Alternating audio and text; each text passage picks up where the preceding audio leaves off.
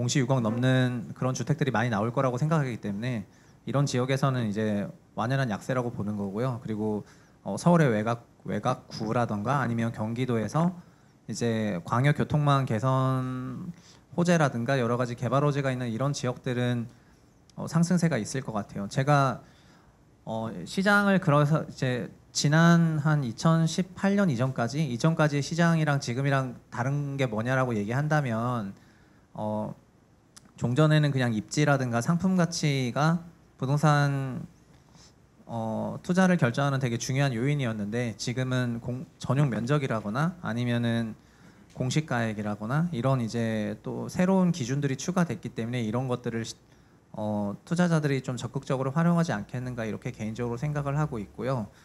그리고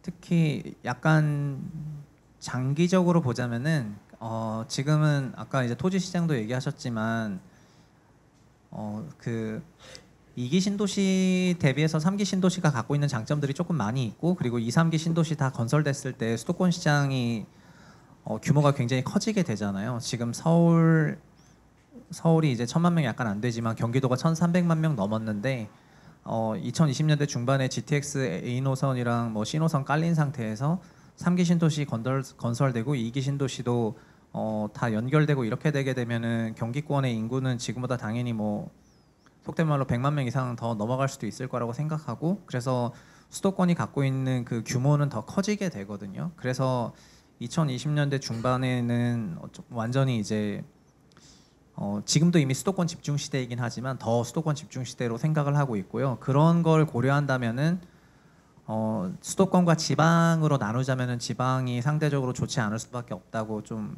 우려를 하고 있고 그래서 2013년, 14년, 15년은 약간 광역시와 경기도의 시대였고 2016년, 17년, 18년은 서울시 온리, 서울시만 그냥 달려가는 그런 시기였는데 지금은 정책 효과로 2019년 이후부터는 경기도에서도 이제 광역 교통망 수혜가 있는 지역들 중심으로 강세가 아주 높게 나타날 것 같아요. 되게 이제 비슷한 얘기인데 다만 이제 제가 주택가격 지수로 하락을 전망하는 거는 그 서울시의 고가 주택군들이 갖고 있는 시가총액이 너무 크기 때문에 이제 소위 예를 들면은 20억짜리 주택이 3억 조정 받았는데 저쪽 4억짜리 주택이 5억 원이 된다 하더라도 하락폭이 더 크기 때문에 지수로는 마이너스가 찍히게 되거든요. 그래서 전체 종합 가격 지수는 이제 하락하는 게 보이겠지만 실제로 시장은 굉장히 양극화될 걸로 보고 있습니다. 네. 비싼 집은 좀 떨어질 수 있고 네, 공시 6억 초과 주택은 예, 싼 집들은 주로 오를 텐데 네. 그럴 가능성이 높은데 네. 그것은 인서울보다는 경기도에 네. 있는 것들 중에 네. 광역교통망 정책의 혜택을 받는 곳들이라고 네. 표현해 주셨는데 네. 지역 이름은 뭡니까 그럼 예를 들면 아니, 넓게 얘기해 주세요. 예를 들면 뭐 용운동 273번지 이런 거 말고 동으로 인천 아니면 이런 겁니다. 그 제가 이제 남양주? 경기도 네. 부동산 약간 설명할 때 경기도가 워낙 넓잖아요. 경기도 아주 넓잖아요. 네. 그래서 예를 들면 평택부터 뭐 성남까지 다 경기도인데 평택시 같은 경우에는 평택에도 고덕 국제 신도시라는 2기 신도시가 있습니다. 그러나 그 신도시는 평택시 전체 100명의 통근통학자 중에서 서울로 2명밖에 오지 않기 때문에 그 서울의 수요를 절대 흡수하지 못하는 신도시거든요. 동탄 같은 경우에는 100명 중에서 10명 남짓이 오잖아요. 그래서 면적은 굉장히 넓지만 2기 신도시이고 그렇지만 이제 서울 수요를 흡수 못했고 파주 운정 신도시, 양주 옥정 신도시 이런 신도시들 역시 면적 대비해서 성과가 크게 좋지 못했는데 저희가 알고 있는 1기 신도시는 예외 없이 다 30%씩 오거든요. 일산 100명에 30명이 오잖아요. 서울 서울로. 출퇴근하는 분들이 많은 곳. 그럼요. 예. 예. 그 얘기는 이제 서울과 연계성이 있다는 걸로 봐야 되는데 수요를 이제 같이 공유하는 거죠. 그 주택을 사야 되겠다고 생각하시는 사람들이 내가 어디를 살까 모니터링하는 지역에 그런 도시들이 포함이 된다는 건데 이제 이번에 3기 신도시 발표가 물량은 30만호로 2기보다 훨씬 적지만 이제 다 통과통학률이 높은 도시에 배치돼 있고 그리고 광역 교통망 GTX나 광역 철도 같은 거는 종전 2기 신도시까지 다 연결해 버리거든요. 그러니까 그런 변화가 일어나는 지역들 가격은 많이 민감하고 네. 예를 들면 알겠어요. 네, 근데 그런 데가 이미 좋아지지 만들어진 않을까. 2기 신도시 중에서도 교통이 불편해서 그럼요. 서울 출퇴근 예. 못해서 서울 출퇴근하는 비율이 적은 곳들 중에는 이번 3기 신도시 등등이 들어서면서 연결되는 바람에 우리 동네도 교통 좋아졌네 하는 곳들이 예. 있을 거다. 네, 맞습니다. 거기 어디냐고요? 그게 다 말씀드렸는데 예를 들면 양주시나 수원시나 파주 운정이나 아니면 GTX B 노선이 있는 지역이나 뭐 이런 대부분의 지역들도 알겠어요. 다 이제 뭐라 그럴까. 그리고 사실 남양주조차도 어떻게 보면은 그렇게 대중교통망이 아주 좋았던 지역은 아니지만 그랬었죠. 많이 예. 개선이 되게 돼 있고 또 광역교통망뿐만 아니라 뭐 지하철 3호선, 7호선, 5호선 이렇게 다 이제 연장이 있고 분당선 연장이 있고 신분당선 연장이 있고 이런 많은 철도들이 교통망을 이제, 잘 보자. 네, 맞습니다. 그래서 2020년대 미래 모습이 기대가 됩니다. 수도권을 바라보면 알겠어요. 반대로 지방을 바라보면 조금 걱정스럽게 요약할게요. 20 너무 먼 미래인데 2020? 2025 2025 원더키드 2025 죄송합니다. 6년 후네요. 네, 다 저희 세대가 아닌가 6년 금방? 네, 6년 금방 가요. 네. 그 지하철이 들어가면 그 동네 교통 좋아지는 건 알겠는데 GTX는 보니까 여기 역 하나 있고 한참 후에 여기 있더군요. 그러니 우리 마을로 GTX가 지나간다는 건 시끄럽기만 하고 서지를 않아. 네. 그런 곳들이 많지 않아요? 역 근처여야 되는 건가요? 아니면 그러니까 GTX 역은 약간 그 지역의 광역 교통망의 중심 지역이어서 그 상업 시설로서의 좀 더 가치가 높을 거라고 생각이 됩니다. 네. 그러니까 말씀대로 GTX가 그냥 편안하게 자동차 타듯이 타는 건 아니고 네. 아니어서. 네. 그리고 A 노선은 전 구간 고속 노선이지만 BC 노선은 종전 노선 혼용하는 게 또 있잖아요. 연결이 있으니까.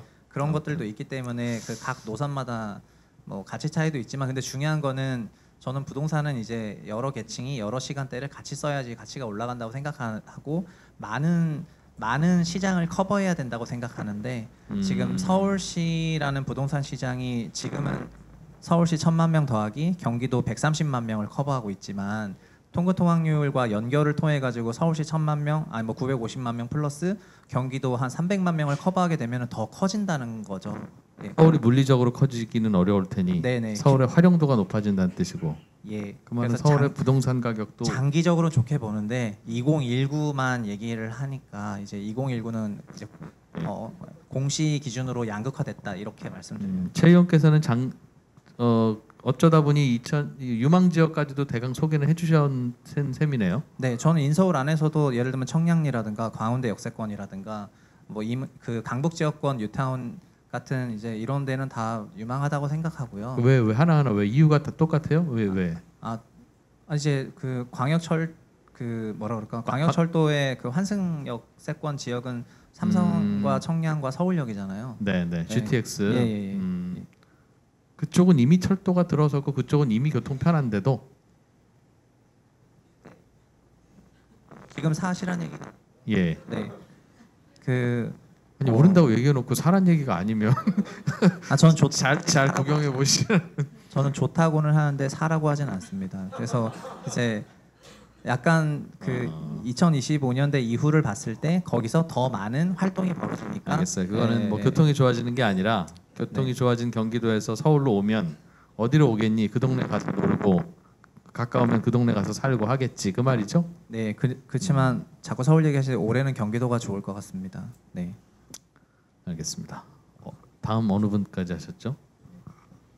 뭐 가만히 있는데 예를 들어서 3호선 연장선 같은 경우에는 그 지역 주민들도 생각도 못했는데 보너스가 이렇게 주어진 것 같아요. 사실상 보면 오금에서 이제 연장해가지고 가밀 지나고 이제 하남까지 들어가는데 지금 전세 가격이나 뭐 이런 것들이 전체적으로 동남권이 굉장히 하락세잖아요. 그리고 이제 개포 그다음에 대표적인 헬리오시티 그다음에 고덕이 이제 만 한 800세대가 입주를 올해 할 예정이에요. 그리고 이제 거기에 플러스로 해서 지금 하남에도 그 미사에 이제 한 800세대 지금 올해 들어올 거고요. 그다음에 가밀지구도 이제 입주를 기다리고 있어서 전세 가격은 전체적으로 좀 어려운 상황이지만 동남권이 엄청난 파워를 만들 수 있는 지금 기반을 사실상 만들고 있다고 저는 보고 있어요. 그래서 지금 그 가밀지구 같은 경우에 그 3호선 연장이 되면서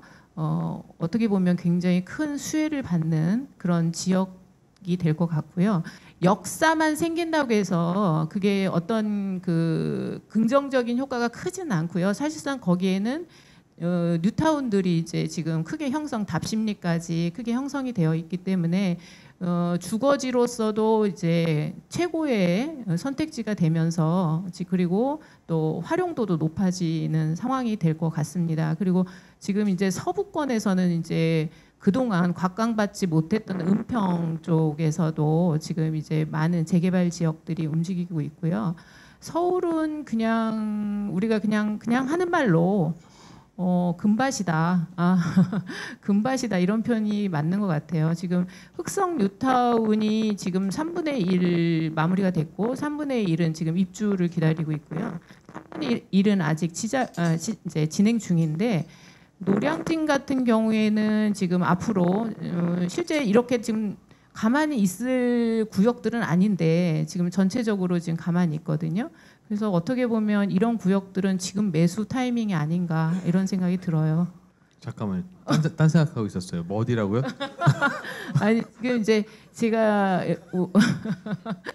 지역에 재개발 지역 같은 경우에는 대부분 이제 여러 구역이 함께 움직이기 때문에 그것이 다 완성이 됐을 때 그 구역 전체의 아파트 파워가 대단해지거든요. 그야말로 그 지역의 랜드마크가 되는데 지금 아현은 이제 거의 다 마무리가 됐고 지금 흑석은 이제 한 50% 진행이 됐다고 보면 노량진 같은 경우에는 사실상 이제 시작이라고 봐지고요. 거기다가 이제 한강 이남이기 때문에 강남 적급성이나 뭐 이런 것들이 굉장히 양호해요.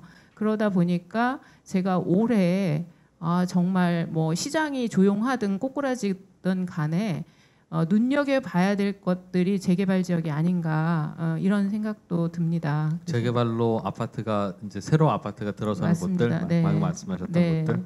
네, 그래서 이제 뭐 기존 아파트 가격이 너무 높아서 접근하기 어려우신 분들은 재개발이라든가 이런 지역에 가격이 일단 올랐다 하더라도 기존 아파트 가격보다는 많이 낮거든요. 그래서 그거는 본인들의 이제 자금 운용 상황에 맞게 구역별로 진행 상황이 다르기 때문에 한번 관심을 갖고 보시면 좋을 것 같고요.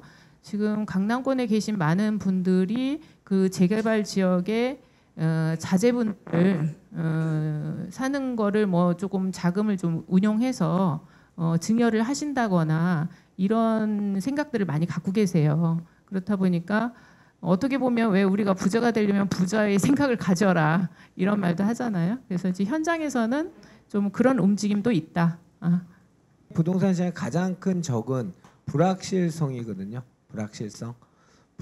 불확실성을 해지 않은 상태에서 계속 끊임없이 대책을 발표하고 뭐 답정너처럼 나는 발표할 때 얘는 따라와라는 정책들이 계속 나오고 있죠. 그런데 투자적인 측면에서는 기회라고 생각합니다. 기회라고 생각하고 아까 말씀드린 것처럼 수정된 제5차 국토종합계획에 의해서 또는 수도권 정비계획법에 의해서 대북 관련된 지역들 군사시설 보호구역 해제가 많이 됐어요. 한 1억만 평 해제됐어요. 그 땅들 다 좋은 땅이 되나요? 아니죠.